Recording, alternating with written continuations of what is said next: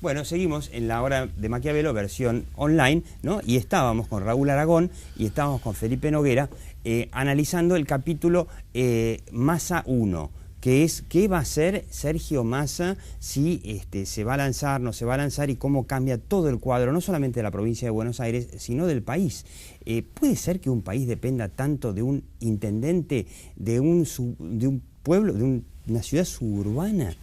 Yo creo que, primero dudo que realmente dependamos tanto. Creo que el fenómeno Massa está siendo exagerado un poquito, quizás porque no tenemos otra cosa de qué hablar y es parte del síndrome de la decadencia política argentina, claro, ¿no? Que si un hombre va o no va... A falta de saber candidatos, los periodistas hablamos de Massa. Claro. Entonces, esa es la primera duda, digamos. Creo que es más un síntoma Massa. O sea, el hecho de que haya una persona con un porcentaje de imagen interesante. Tanto Massa como Scioli, yo creo que están en un lugar de la opinión pública que rescata ciertas cosas buenas del kirchnerismo, ¿no? Scioli fue vicepresidente, etcétera, y Massa fue jefe de gabinete, pero que al mismo tiempo reclama algunas cosas distintas, y creo que están un poquito ocupando ese lugar. Tanto en lo económico, en prácticamente claro, todo, porque es tanto en lo económico como en el estilo, ¿no? De hablar con los medios, de tener diálogo, etcétera. En ambos casos uno podría interpretar eso también como una característica casi de transición, ¿no? Son como figuras transicionales, como diciendo, bueno, queremos buscar algo nuevo, pero también queremos rescatar lo bueno, claro, de lo que se hizo ahora, y aparecen algunas figuras encarnando eso. A mí no me queda muy claro que Massa, una vez que se decida si va solo, si va por un lado, si va por el otro, si podemos interpretar eso como el inicio de una construcción política interesante, pues yo creo que acá lo que tenemos que empezar a ver son las estructuras. En el 2009 se armaron dos estructuras, ¿no? Claro. La Alianza Cívico y Social, que ahora más o menos, por lo menos en la capital, se está reeditando algo parecido y hay ciertos indicios de que se puede, ¿no? Hay gente que está resignando posiciones, sí, como Alfonsín, Caputo, etcétera. Podría replicarse también en provincia quizás, de Buenos Aires. Claro. Y ellos, después de todo, son los que ganaron las elecciones del 2009, sí, ¿no? Salieron primeros. Y luego la alianza que se dio en su momento entre Macri de Narváez y Felipe Solá parecería también estar gestándose una alianza similar. Me parece a mí que si se vuelven a gestar esas dos alianzas, el aprendizaje del 2009 es que la expectativa no es que después de las elecciones salten en 1000 pedazos y vuelvan a ser como que no hay nada, sino que este es un proceso que debe continuar. Entonces, dada tu obsesión con Massa, digo, veamos, bueno, cómo podríamos meter... Me gustó lo de la obsesión con Massa. Yo diría, ¿cómo podríamos poner, ¿no?, a Massa dentro de ese rompecabezas? Porque, digamos, o sobrevive el kirchnerismo, en cuyo caso Massa no tendría un lugar ahí, o crece uno de estos dos grupos, en cuyo caso, si Massa se acerca a uno de estos grupos, sería ya el que llega tarde, el advenedizo, o Massa es capaz de armar por sí mismo un nuevo polo. No es imposible, pero lo veo difícil, ¿no? Un nuevo polo, pero tendría que ser algo que atraiga a ex kirchneristas y peronistas disidentes, digamos. Tiene una cosa a favor, Massa. Yo una cosa que haría, si tuviera el tiempo y recursos para hacerlo, es hacer un pequeño estudio de las edades de los políticos y de los candidatos. Yo creo que Argentina está reclamando una renovación generacional. Sí. Y yo creo que en esta elección probablemente vamos a empezar a ver algo de eso. Sí, sí. Raúl Aragón me comentaba un chiste recién, muy gracioso fuera de cámara. Hablando de gente joven. El chiste la imagen de los políticos. ¿Por qué todos los políticos quieren ser como Mickey Mouse? Porque es tan simpático que te olvidas que es una rata. Y la verdad, está muy bueno el chiste. No, y la verdad que me parece que en todo el mundo los políticos tienen una imagen relativa, ¿no? Tienen problemas de imagen, pero me parece que en la Argentina el tema es mucho más grave. Sí, no es verdad tampoco que todos son ratas, eso es un chiste, no, obviamente. Es un chiste y es cierto, pero que en la Argentina tiene un problema de imagen muy serio, porque el tema corrupción está ahora muy arriba, además porque pasa el fenómeno La Nata, en donde de repente la gente, mucha gente lo ve a La Nata como algo más que un periodista. Y además hay gente que no lo ve en las redes sociales que dice la nata presidente. Y claro, él dice, yo soy periodista, o sea, seré el más popular de todos los tiempos, pero sigue siendo periodista. Mira, quería hacer un comentario complementario a lo que dijo Felipe respecto de la renovación generacional. ¿Te acordás hace 2 semanas, creo, o 3, cuando salimos a preguntar por la imagen de la oposición y si se tenía que unir y todo eso? Una de las preguntas que hicimos al final era si tras 10 años de ser oposición no fue capaz de construir una verdadera fuerza política o actuar como una verdadera oposición, si no es tiempo que las primeras figuras de la oposición den un paso al costado y dejen surgir las segundas líneas más jóvenes. Y el grado de acuerdo con eso no recuerdo exactamente, pero superaba el 60%. Es decir, yo creo que está en lo que vos estás diciendo, Felipe. Tengo un número como para sustentarlo. La opinión pública tiene un grado de predicción muchas veces muy grande. Yo me acuerdo haber revisado encuestas del 2002, 2003, donde la gente lo que quería era el restablecimiento del poder presidencial y de autoridad presidencial. Quería un Kirchner. Y quería menos poder en el Congreso. ¿No? La realidad le dio lo que pedía. Después algunas cosas le gustan, otras cosas no le gustan. Otra cosa importante de la opinión... Ahora pide cambio generacional, como dice Alberto. Pero aquí pasa otra cosa. Durante los primeros 2 años del gobierno de Kirchner, que mucha gente hablaba de un gobierno de opinión pública, porque él tenía mucho respaldo de la gente, pero hasta la elección del 2005 no tenía tanto apoyo legislativo y dependía mucho de la figura de Duhalde, era aliado de Duhalde. Uno siempre se olvida, Kirchner perdió y llegó a la presidencia con el 22% de los votos. Y puesto por Duhalde, con quien después se pelea. Que sin Duhalde probablemente las encuestas le estaban dando 15% o menos. O menos. Mucho menos. Entonces, en ese momento, cuando hablamos de un Kirchner que gobernaba con el apoyo de la opinión pública, uno de los principales factores de opinión pública que tenía Kirchner era la baja corrupción. Lo veían como un gobierno honesto. Sí. Cuando se hacían esas encuestas, bueno, si es bueno, malo, honesto, inteligente, a pesar, es interesante. Y eso se empieza a caer a partir de Skanska. Claro, pero es interesante ese dato porque ya en los círculos informados se conocía el tema de los fondos petroleros de Santa Cruz, que eran cientos y cientos de millones de dólares que terminaron depositados en la cuenta personal de Néstor Kirchner y sin embargo, digamos como que no estaba la nata para contarlo.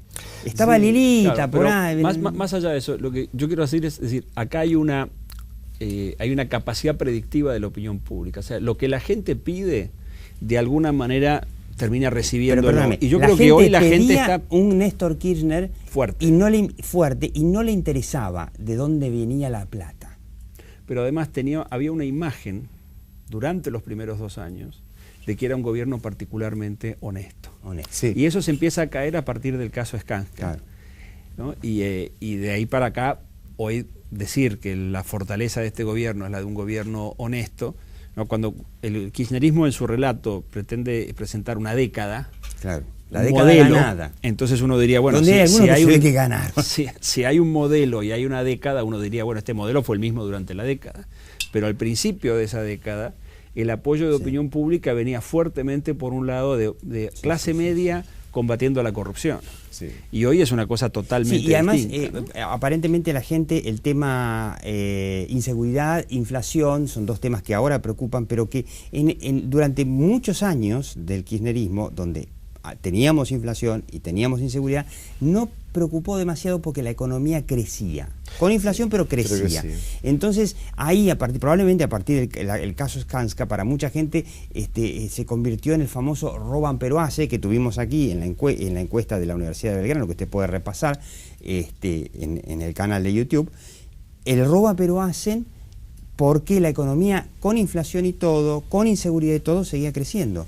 Lo que pasó ahora entonces es roban pero no hacen. Ya entramos en la etapa final de roban pero no hacen. Lo que señalaba Felipe recién es absolutamente así. Vos te acordarás, en aquellos años, que el 2003 en adelante, yo estaba en la UAI y medíamos cada 3 meses la imagen presidencial, la imagen de Néstor. Y entre las preguntas que hacíamos, como pregunta abierta, preguntábamos cuál es su principal virtud. Y los primeros año y medio, casi 2 años, aparecía convención espontánea, arriba del 35-40%, que es muchísimo en mención espontánea. Honestidad, es honesto, no roba, ese eje semántico. Y lo otro que medíamos es cuál es su estilo de gobierno, autoritario o democrático, con una escala entre uno y otro. Y autoritario era muy fuerte, pero cuando cruzábamos autoritario con cómo lo califica, mucha de la gente que lo calificaba bien, lo calificaba de autoritario. Quiere decir que la gente pedía esa autoridad, ¿por qué? Por el gran desmadre, el gran abandono que sintió la sociedad cuando el de la Rúa se diluye en el aire. Sí, uno se olvida porque pasó hace tanto tiempo, pero la sensación de un de la Rúa que era un flan y era una cosa ahí que se dejaba llevar y que no supo manejar la crisis fue muy fuerte para mucha gente. Es muy fuerte, la sensación de desprotección de la sociedad automáticamente se vuelca hacia el autoritarismo, y a veces ese autoritarismo incluye una idea de derecha, de orden riguroso, mano dura. Una sociedad huérfana es muy peligrosa lo que puede llegar a ser. Y quizás tengamos un escenario así en algún momento del futuro. No tanto como el 2001, pero... Y si hay dilución del poder, si Cristina pierde fuerte, va a haber una disolución del poder. Claro, esa es la gran pregunta, ¿no? ¿Qué pasa si en Argentina lo que pasa en esos casos es que cuando se debilita el poder presidencial, tiende a fortalecerse el poder de los gobernadores. O sea, los gobernadores son los grandes contenedores. No es que pasa a gobernar el Congreso, sino que... En general no. En general, si nosotros vemos qué pasó durante el segundo año de la Rúa, por ejemplo, cuando ya se veía venir una gran crisis, inclusive en las encuestas había una sensación de la gente que decía, qué problema vivir en Argentina, menos mal que estoy en Salta y Romero tiene la cosa más o menos resuelta. O qué mal que anda Argentina, pero yo soy mendocino, bueno, y en Mendoza... Había muchas encuestas que daban este tipo de resultado, donde la gente se recostaba sobre su realidad provincial y el poder local, ¿no? Entonces, este es otro fenómeno que se puede dar en los próximos años si es que esta especie de crisis que se viene anunciando se produce. Y en ese caso lo que veríamos sería que los que se han mantenido en alguna de las gobernaciones clave van a tener sus 15 minutos ahí para poder quizás ellos también adelantar alún tipo de proyecto. Entonces volvemos otra vez a la hora de masística, la clase de masística.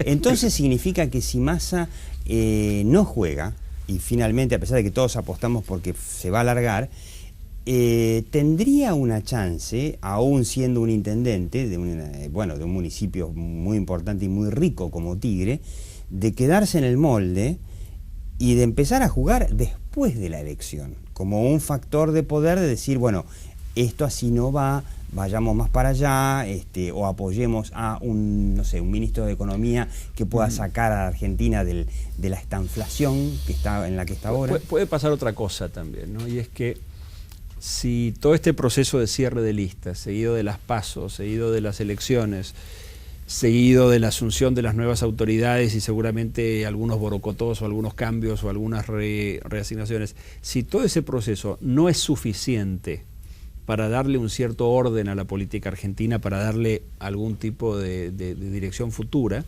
no es descartable que el año que viene haya algún tipo de proceso electoral, sea una consulta popular, sea la elección interna de un partido político, pero es posible que el sistema político demande nuevos procesos para seguir ordenándose. ¿Sí? Entonces yo creo que el año que viene puede ser un año muy político también. Como que puede haber un anticipo. Un anticipo o simplemente un proceso que se empiece a, por ejemplo, para dar un ejemplo, en el año 99, el presidente Menem quería la re. Sí. Y decía que como él en realidad solo había sido electo una vez. Claro, era genial. Él decía, bueno, como se reformó la Constitución, entonces yo me guío por la nueva, la otra no es mi primer mandato. Fujimori usó ese argumento y le funcionó en Perú, lo trató de usar Uribe y no le funcionó. Bueno, no fue el único Menem que hizo ese intento. Pero cuando ese proceso, yo no sé si ustedes recuerdan, a principios de mayo del 99, Duhalde ya estaba un poco enojado con este tema y entonces lo que propuso fue hacer unas internas en la provincia de Buenos Aires, en mayo y cuando gana esas internas contundentemente era como que si ya se iba a un proceso, digamos, abierto de interna en todo el país, ya iba a quedar claro que la gente no... Entonces ahí Menem se baja. Pero lo que quiero decir es que a veces hay procesos políticos, que puede ser la interna de un partido, puede ser, insisto, una consulta, creo que hoy hay una consulta, ¿no?, en Mar del Plata por la policía. Por la policía, ¿no? Muchas veces este tipo de consultas que se hacen por un tema, pero después toman otro significado, ¿no? Entonces a mí no me sorprendería que este proceso que empieza a ordenarse, que la gente empieza a premiar de alguna manera a los que se ponen de acuerdo y va a empezar a descartar a los que insisten en ir solos. Que este proceso quizás requiera de algunas otras cauces para desarrollarse y que podamos tener un año un poquito más político de lo que pensaba. Misteriosamente, para terminar, misteriosamente me parece que Felipe Noguera nos está diciendo que el año que viene, supongo que es en el caso de que Cristina pierda. Bueno, Cristina no es candidata ahora. No es candidata, pero ¿no? En el caso de que quede Definir, clarísimo claro, que no va a tener reelección, que la gente y la política no va a decir, bueno, fenómeno, esperamos 2 años tranquilos, después cuando llegue el 2015 haremos la campaña. Me parece que la cosa no va a estar para eso. No, creo que el 2015 ya empezó. Ya empezó. Sí, sí, tal cual. El 2015 ya empezó, bien dicho. Qué momento. Felipe Noguera, Raúl Aragón, muchas gracias y usted siga viendo La Hora de Maquiavelo.